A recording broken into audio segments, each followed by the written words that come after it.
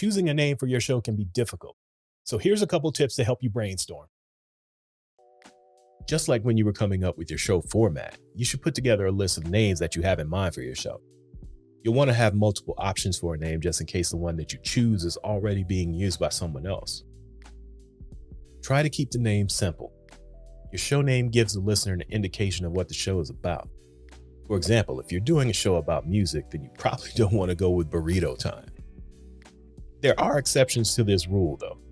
A random show name may work if you've already established a brand, or if you can make sure that the audience knows the backstory or inside joke with the name. Otherwise, there's a chance that new listeners won't get the cleverness of the name if it doesn't relate to the topic.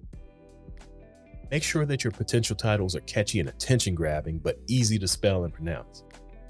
Best podcast promotion comes through recommendations and word of mouth, so you don't want to confuse your audience right off the bat.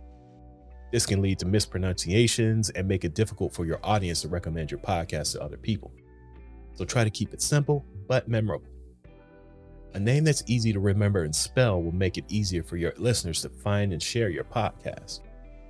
Make it relevant to your content. Your podcast name should give listeners an idea of what the show is about. So consider incorporating some keywords related to your topic. Once you've settled on a short list of names, a good way to find out if it will go over well with an audience is to run it past your friends and family again.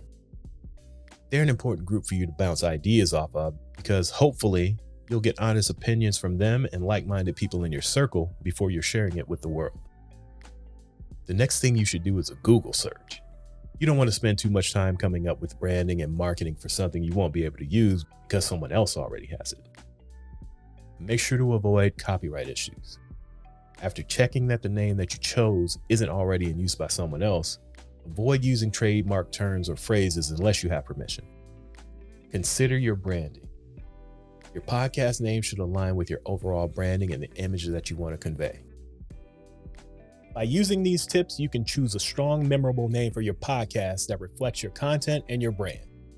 There's a lot that goes into choosing a good name, and while it may be time-consuming, keep in mind that this is something you'll need to be comfortable with saying and seeing more than anyone else. So choose wisely.